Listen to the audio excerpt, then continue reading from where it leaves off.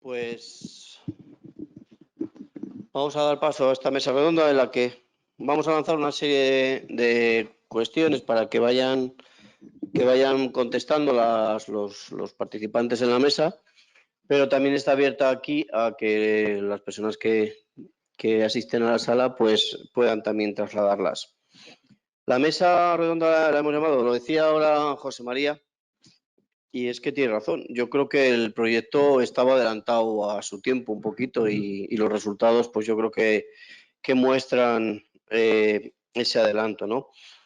Y estaba adelantado y durante el proceso del proyecto, nuestra directora, que es una fenómena, se dio cuenta que también hay una demanda de la sociedad por cumplimiento de los ODS y también hemos trabajado ese tema durante los últimos meses del proyecto. Por eso la mesa redonda se llama Agenda 2030, Objetivos de Desarrollo Sostenible. Componen la mesa José María Castilla, director de la oficina de Asaja en Bruselas, Esther Esteban, directora general de INIA, Instituto Nacional de Investigaciones Agrarias, y Jorge Blanco, que ya ha intervenido antes, que es el responsable de I+D de Greenfield Technologies. Voy a empezar por Esther, que como viene nueva, pues, ¿por qué piensas, Esther, que son importantes los objetivos de desarrollo sostenible de la Agenda 2030, en concreto para el tema agroalimentario o agrícola?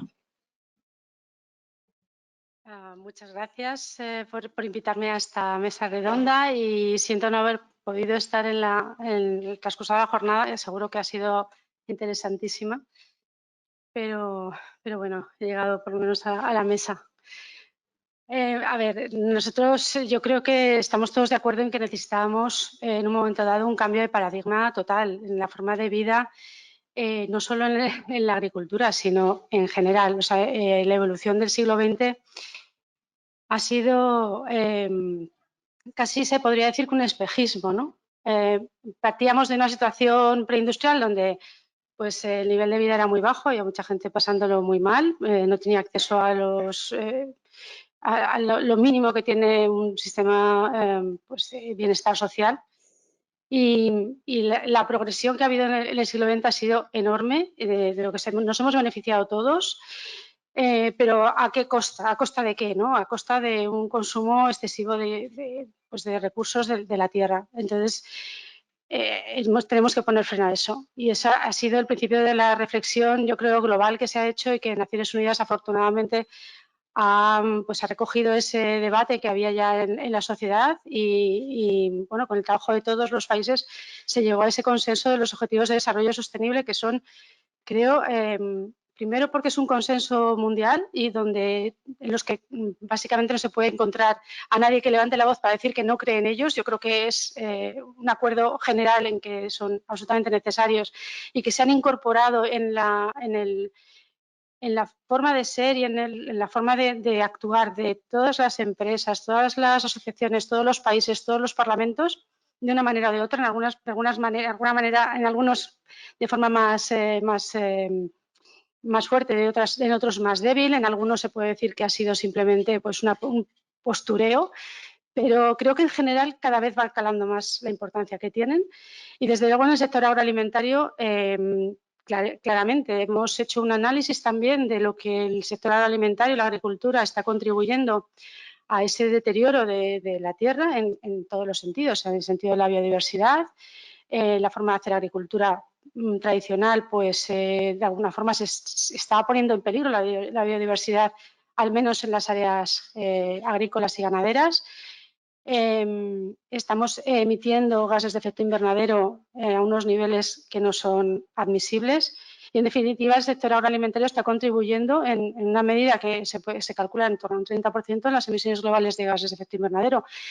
Y sabemos que las cosas se pueden hacer de otra manera y no necesariamente poniendo en peligro la productividad ni el bienestar de los agricultores. Y en eso estamos, en ese periodo de reflexión para encontrar esa manera de hacer las cosas bien,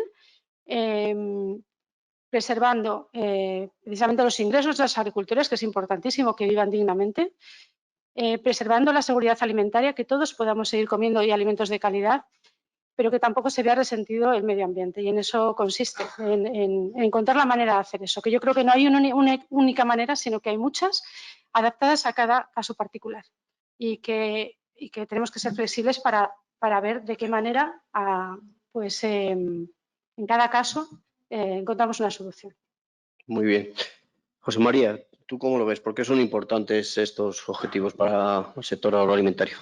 Bueno, yo siguiendo un poco las reflexiones que estamos haciendo hace un segundo, es cierto que hay un consenso a nivel mundial, pero yo creo que no deberíamos de perder el enfoque en Europa y en nuestra agricultura. Los titulares por ejemplo, que mencionabas, somos responsables del 30% de las emisiones. Bueno, eso será a nivel mundial, pero es que a mí me gusta llevar la lupa a Europa y España.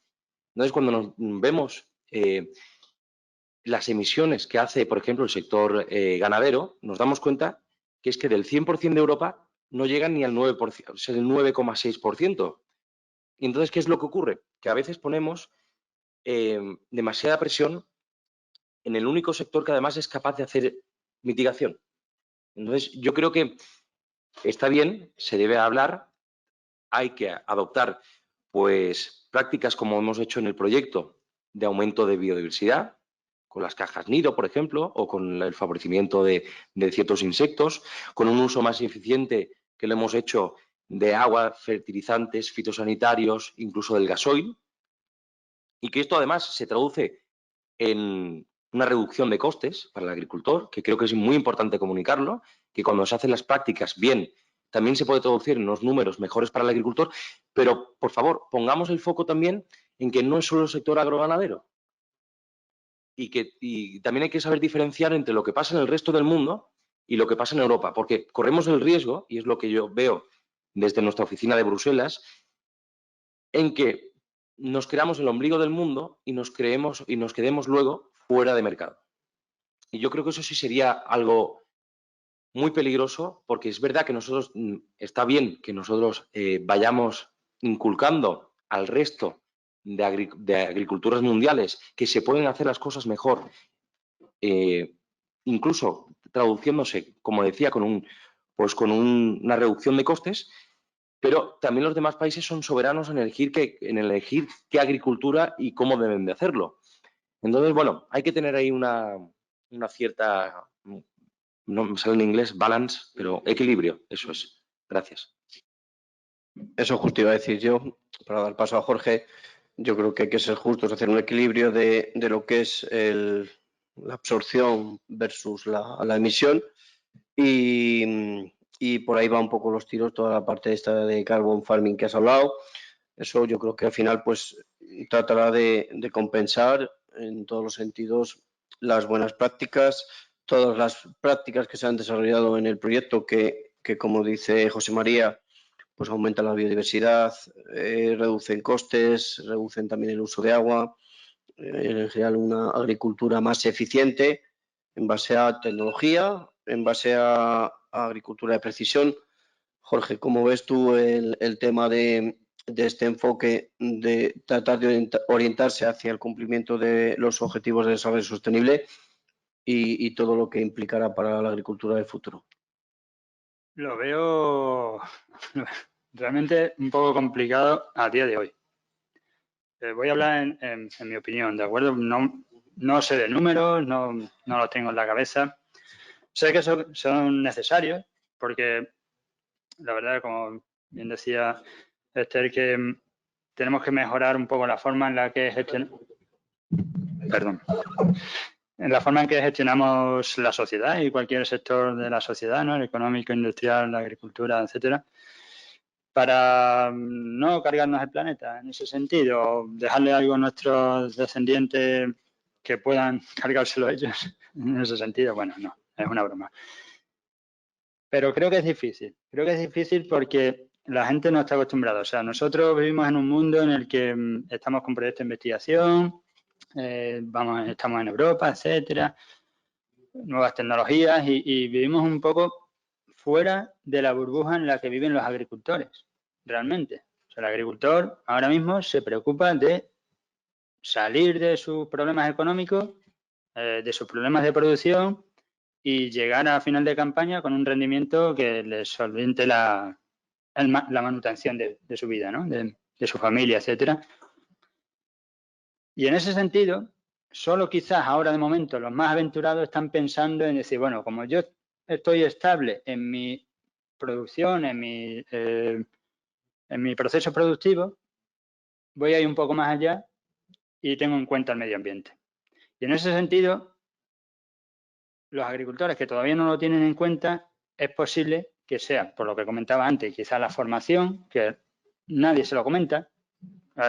Actuaciones como esta, pues sí que incentivan que se conozca, etcétera, pero no veo que nadie vaya a un agricultor, a una cooperativa y diga, "Ay, que hay que cumplir los ODS". Bueno, hay que cumplirlos y si se los propone, pues seguramente estén de acuerdo. Estén de acuerdo de que hay que reducir, hay que ser eficiente en el uso de los insumos, el hambre cero, etcétera, el clima, la acción por el clima, todas estas cositas, pero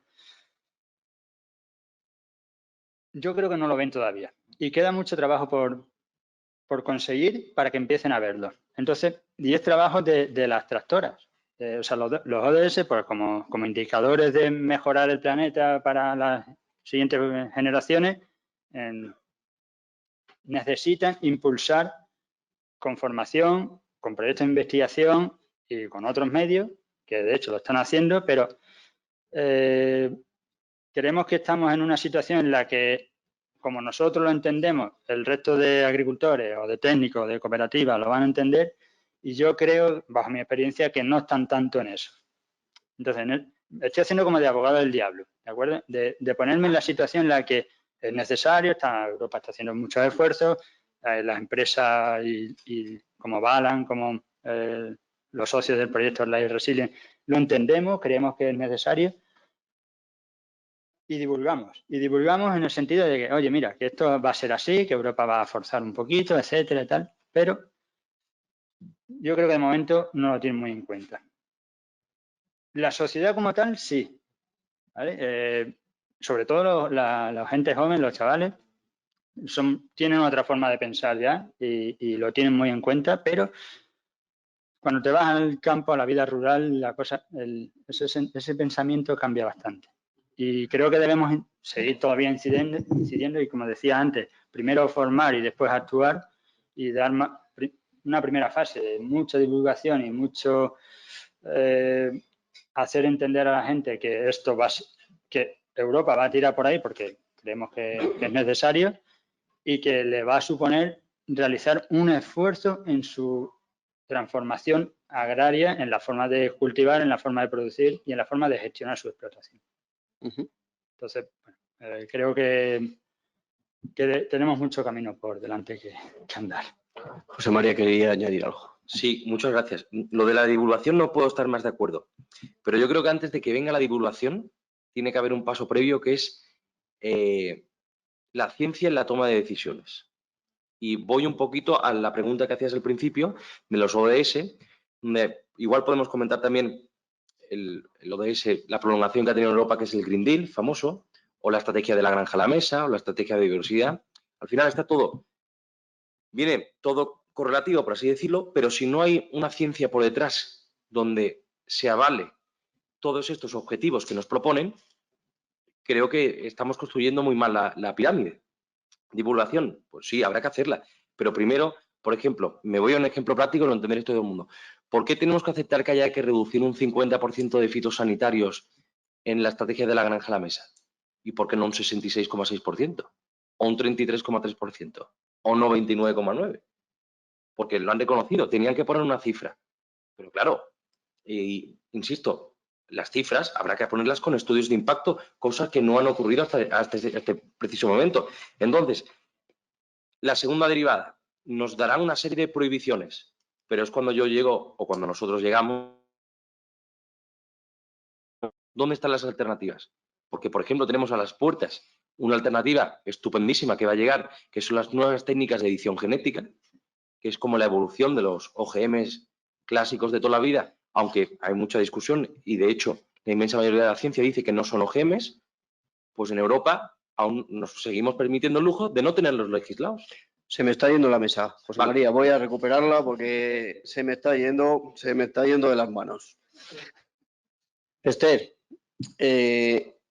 desde tu atalaya, ¿estás viendo que los proyectos que se están haciendo y se presentan tienen un enfoque, digamos, en el cual se tiene en cuenta la parte sostenible? Me refiero algo más a la medioambiental, si queréis, pero en nuestro sector, cuando estamos hablando, hablamos de las tres patas. Sé que muchas veces, al menos a la parte legislativa, que no le voy a volver a dar la palabra a José María por el momento, se les olvida la pata económica y social, pero ¿se está teniendo en cuenta esto en los proyectos? Bien, después de escucharos, creo que los dos tenéis muchísima razón. Por supuesto que tiene que haber un fundamento científico en todas las decisiones. Lo comparto totalmente. Y lo de pedir más esfuerzo a los agricultores quizá no sea acertado. Es que los agricultores tienen que ver la ventaja en ello. O sea, la tecnología que se les ofrezca debe suponer una ventaja para el agricultor y no tienes por qué obligarle a aceptar algo que le suponga encima una carga más, además de todo lo que ya tiene encima, ¿no? Y yo creo que la tecnología que va derivada precisamente de esos proyectos de investigación realmente supone ventajas para ellos. Y con lo que me preguntabas, mira, ayer, por ejemplo, estuve en una jornada que organizaba un centro de línea, que es el CBGP, es un centro mixto con la Universidad Politécnica de Madrid, y que consistía precisamente en eso. En la misma jornada se invitó a los investigadores del CBGP, que eran tanto investigadores SINIA como profesores de la Universidad Politécnica de Madrid, y en el otro lado estaban los inversores. A los investigadores se les dio 5 minutos para explicar su proyecto orientado un poco a vender qué producto derivado de sus proyectos de investigación podía tener una aplicación en el mercado. Y allí estaban los inversores para escucharlo y ver pues, si les compensaba invertir en esa innovación. Y realmente fue interesantísimo porque es que en todos los proyectos que se presentaron estaba esa componente medioambiental. Y pues, no sé, os puedo poner un ejemplo. Había un investigador que estaba estudiando el desarrollo de las raíces en situaciones de escasez de fósforo en el suelo. El fósforo, como sabéis, es un macroelemento que tiene sus días contados. O sea, en una cuestión de unos 100 años es probable que la roca fosfórica se acabe y que tenemos que estar ya previendo soluciones para esa falta de fósforo. Bueno, pues él había encontrado genes que se podían transferir a cultivos en donde la raíz se podía desarrollar en ambientes de escasez de fósforo, o incluso sustancias naturales que se podían añadir al suelo de forma que las raíces en esa situación de escasez de fósforo se podían desarrollar. Y prácticamente todos los proyectos tenían esa componente medioambiental. Después hubo una oportunidad a las startups también a presentar sus proyectos. Iban también en esa dirección a productos que habían sido derivados de un proyecto de investigación y que ya estaban muy cerca del mercado con un TRL muy avanzado y que ya había empresas que estaban captando inversión para desarrollar esos productos y venderlos. Bueno, pues había, por ejemplo, soluciones para explotaciones de cerdos, de explotaciones de porcino pequeñas y medianas, no las grandes, que las grandes sabemos que manejan mucho dinero y que pueden hacer inversiones grandes en sus explotaciones. No, a pequeñas y medianas para poder digerir esos purines y obtener energía de ellos y hacer una explotación mucho más sostenible y que tenga pues menos riesgo de contaminar las aguas subterráneas. Realmente se están ofreciendo soluciones de ahorro energético y que eran accesibles a pequeños agricultores y medianos agricultores. Esto va calando poco a poco. Yo creo que sí. Yo creo que en los proyectos de investigación cada vez más este componente medioambiental y futuro está penetrando. Hay una cuestión que ha dicho José María y verdad, es decir, es cierto que los proyectos tienen seguro cada vez más esa vertiente medioambiental, pero lo que sí que es importante que no se legisle o no se haga, no se impongan obligaciones basadas en dos cosas, en tweets y en titulares. Es decir, que la ciencia tenga el papel que tiene que tener. Por eso es importante que en lo que es la investigación se haga también orientado ahí. Y tú has dicho una cosa interesante, que es la parte de la tecnología.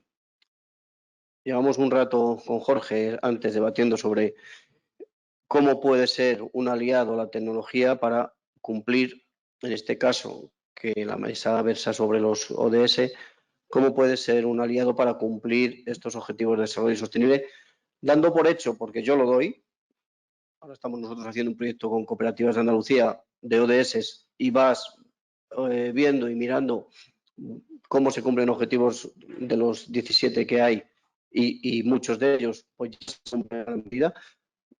Eso que vaya por delante, José María, que era lo que tú querías también transmitir al principio, me imagino. Pero ¿cómo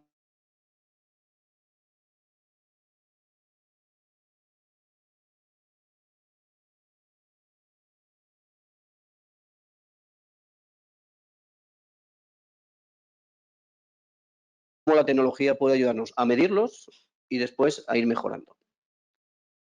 La ponencia, que es, no solo antes hacía de abogado del diablo, realmente los agricultores no están tan puestos, no tienen esa visión a lo mejor tan medioambiental de enfoque inicial de su empresa hacia la consecución de objetivos, ¿no? Sino primero lo monetario y después ya si tengo margen, pues también hago temas medioambientales. Me refiero a los pequeños, los grandes sí que tienen iniciativa y están en ello. Y hablo de ser escalón más bajo, ¿eh? Que yo con quien me codeo son con los agricultores y entonces es la sensación que tengo y es una sensación personal. La tecnología ayuda si se usa bien. Si no se usa bien, no es que vaya a empeorar la situación, pero no puede no servir para nada. Esa tecnología ya lleva mucho tiempo y en cierto modo, pues ayuda a cumplir objetivos. Hambre cero, pues porque somos capaces de producir más en menos espacio, por ejemplo. A reducir la contaminación de acuíferos, pues un uso más eficiente de insumos, ¿no? Bueno, de los 17 indicadores, pues todos están interrelacionados. Si mueves uno, al final mueves todos, pero hay 6, 4, 5, 6 que son los que más están concernientes a la agricultura. Y en función de qué tecnología estés usando, pues vas a tocar más uno que otro. Pero todos tienen que ver. Y realmente sí, porque ¿para qué usas tecnología? ¿Por qué la quieres introducir? La quieres introducir para ser más eficiente, realmente. O sea, a lo mejor te lo puede estar mandando Europa, pero realmente tú quieres ser más eficiente porque quieres, a lo mejor no producir más. Tú quieres tener más beneficios, eso es seguro, beneficio monetario. No hace falta producir más para tener más beneficios. A lo mejor gastando menos y produciendo lo mismo tienes más beneficios, ¿no? Entonces, es una empresa y quieren obtener beneficios. Si el uso de una tecnología o el aprendizaje y la incorporación en su flujo productivo le permite reducir insumos, y no ya me refiero a echar menos fitosanitario, por ejemplo, sino a repartirlo bien por cada zona lo que necesita, por ese tema de la zonificación y todo esto, realmente estás utilizando una tecnología para ser más eficiente y que al final dará sus frutos en campaña, ¿no?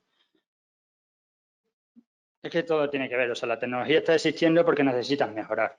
¿Mejorar hacia qué? Hacia una estabilidad medioambiental, una estabilidad económica y sin uno no hay otro, realmente. Porque si no tenemos que mejorar, cultivemos de la misma forma que lo hacíamos en los años 90, echando fertilizantes, perdón, añadiendo fertilizantes a cascoporro, por decirlo de alguna forma, para optimizar, producir más. Creo que una va ligada íntimamente a la otra. No se puede hablar.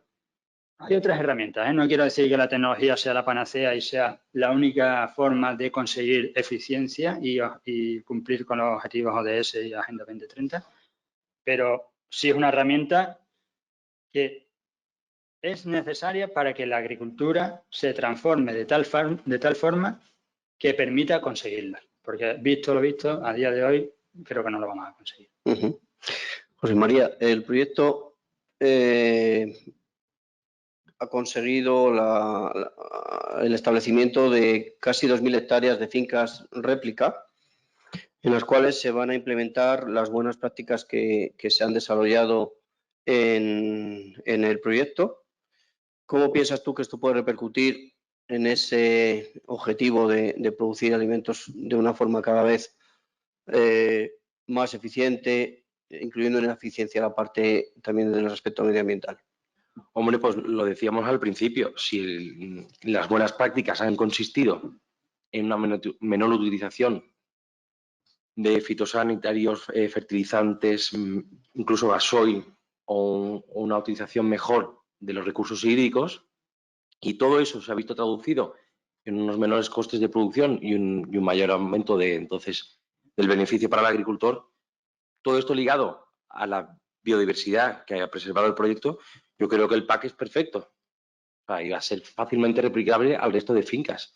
Ahora, aquí volvemos a la divulgación que decías al principio. Muchas veces lo que pasa con una serie de proyectos de investigación, y los veo los proyectos LIFE, que los conozco bien, los H2020, que muchas veces quedan ahí, no llegan al agricultor, no llegan a la sociedad. O sea, se hace una muy buena investigación, los resultados son muy buenos, pero no acaba de llegar al día a día del agricultor. Entonces yo creo que ese es el gran reto que tenemos nosotros y que seguiremos teniendo, y los futuros proyectos LIFE, es cómo hacerle partícipe al agricultor de todo lo aprendido. Y vamos a terminar con una última pregunta para los tres, que, bueno, resume el sí o el no de lo que es la idea de la mesa. ¿Creéis que la sociedad actual, y sobre todo con el cambio de paradigma que desde mi punto de vista se ha producido después de estos 2 años de pandemia, esta sociedad que tenemos va a ayudar y que está demandando productos elaborados de otra forma, va a impulsar al desarrollo de una agricultura enfocada a cumplir con estos objetivos de desarrollo sostenible y la Agenda 2030? Empiezo por ti, Esther. Bueno, sí que yo creo que sí, que sobre todo lo vemos en los más jóvenes, ¿no? Son personas cada vez más comprometidas con el medio ambiente, más comprometidas con la tierra y con el impacto que tenemos en ella. Y de alguna forma eso tirará de, claro, ellos están pidiendo no solamente comer bien, sino a ver de dónde viene esto que yo estoy comprando, cómo se ha producido. Es verdad que a veces por falta de conocimiento ves que piden cosas que no son correctas, y ahí está lo de informar bien. O sea, hay productos, bueno, cuando hablas con personas que no saben de agricultura, pues que en fin, que son muy medioambientalistas o por lo menos se declaran así, y como no conocen la realidad están pidiendo cosas que realmente no favorecen el medio ambiente. O sea que, yo qué sé, pues en el caso, por lo que decías antes, ¿no? El fundamento científico de la agricultura ecológica, bueno, pues en según qué casos sí, en según qué casos no, y en fin, yo creo que a lo mejor es más respetuoso con el medio ambiente en algunos casos, otro tipo de producción. O sea, los datos tienen que avalar cada sistema. Pero vamos, en definitiva, yo creo que la sociedad cada vez es más consciente de todo esto. Jorge. Pues ya no sé qué decir, porque sí, concuerdo totalmente con ella, porque sí que es verdad que cuando te pones a hablar con los chavales, con gente más joven, y aunque yo a lo mejor lo parezca, pero hay bastante más jóvenes, y ya no tienen esa mentalidad de a lo mejor de necesitar, como nosotros veíamos, de tener un coche con 18 años o ciertas cosas que las veíamos normales. Tienen otra forma totalmente y otro pensamiento de llevar su vida. Entonces, creo que a lo mejor el COVID directamente, bueno, a nosotros en cierto modo nos ayudó, específicamente a mi empresa, porque a raíz de la pandemia y de estar encerrados conseguimos sacar un servicio muy concreto para aquellos agentes de distribuidor de fitosanitario, etcétera, que no podía salir a la finca, pero que el agricultor pues debía seguir cultivando y necesitaba productos y etcétera, ¿no? Y como estaba restringida la salida a la finca casi a todo el mundo, pues dijimos, bueno, yo te voy dando imágenes de satélite y tú vas asesorando a tus clientes en base a ese análisis de las imágenes de satélite que pasan cada 5 días. A lo mejor tienes que ir alguna vez a la finca, está claro, pero en lugar de ir 10, pues vas 2, si te dejan. Y bueno, en ese sentido, pues es un caso muy concreto, ¿no? Pero realmente, si la mentalidad de los jóvenes o, bueno, de cualquier habitante del mundo empieza a cambiar su mentalidad porque el COVID o la COVID ha sido un punto de inflexión en su forma de gestionar su vida en la sociedad, en cuanto a alimentación, en cuanto a vida libre, en cuanto a ocio, en cuanto a economía, va a tirar del carro, porque el consumidor al final es el que manda, va a tirar del carro de todos los demás sectores. Si el consumidor se empieza a imponer a decir yo lo quiero ya así, de esta forma, el sector agrícola, agroganadero, al final va a tener que pasar por ahí. Y en ese sentido, afortunadamente, el COVID, una de las cosas buenas que ha podido tener es ese cambio de mentalidad hacia tener conciencia de la vida, tener conciencia de que estamos vivos, de que hay que vivir, etcétera, de que encerrarnos ha sido un perjuicio, en teoría, para todos, socialmente hablando, y no lo queremos más. Entonces, todo eso al final cambia un poco la mentalidad de la gente y es bueno. Es bueno porque al final cambia el sistema de la sociedad, la economía, etcétera, en cierto modo, no si lo cambiase totalmente, pero creo que un pequeño cambio positivo que va a dar cosas buenas a futuro. ¿Y qué piensan los productores, José María? Bueno, pues los productores evidentemente harán y se adaptarán a lo que pida la demanda del consumidor. Es decir, eso siempre lo hemos dicho. Los tantos % de agricultura ecológica que ahora se quieren imponer. Bueno, lo podemos hacer si realmente el consumidor es el que lo demanda. Si no, esos porcentajes son totalmente inasumibles, no tendrán ningún sentido y provocarán que el que llevaba haciendo bien y creía la agricultura ecológica como nicho de mercado y lo tenía asimilado, al haber un aumento considerable de la oferta y no de la demanda por igual, hará que bajen los precios y el agricultor que se dedicaba a esto pues pasará a sufrir las consecuencias. Pero bueno, volviendo a tu pregunta, mi compañero mencionaba que el tema del COVID ha venido a suponer un cambio. Pero es que ahora viene otro cambio, que es el tema de la guerra. Entonces, por un lado es positivo el tema del COVID, visto en cierta manera, esas ganas de vivir y tal, pero ahora es que vuelve la realidad tozuda. Y es que el mundo no es perfecto. Y ahí es donde voy. Entonces, si la juventud crece en un mundo donde hay unos salarios adecuados, la calidad de vida es muy buena, no tiene preocupaciones, tiene empleo, yo creo que sí puede dedicar ese pensamiento a hacer el mundo mejor y a buscar un producto más sostenible. Pero cuando la realidad viene, Dios no lo quiera, pero Europa, llevamos, ¿qué? 80, 90 años en un conflicto. O bueno, salvando los Balcanes, por supuesto, y esas cosas, pero vamos, que si miras un poco la historia, verás que las guerras no desaparecen. Y entonces, cuando hay guerra, hay el problema de la seguridad alimentaria. Y cuando existe la seguridad alimentaria es que sube la inflación, los salarios no suben, y entonces yo me encuentro a la hora de hacer la compra que no llego. Y gracias a la PAC, entre otras cosas, ahora solo dedico el 20% de mi salario, o un 15%. Pero cuando no estaba la PAC, una persona normal y corriente dedicaba el 70, el 80 o hasta el 90% en alimentación.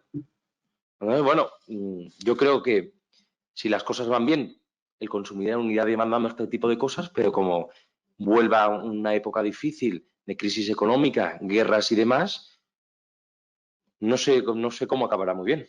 Igual volveremos al modelo anterior. Muy bien, muchas gracias. El consumidor, en definitiva, dirá. Terminamos, directora. Cierro. Sí.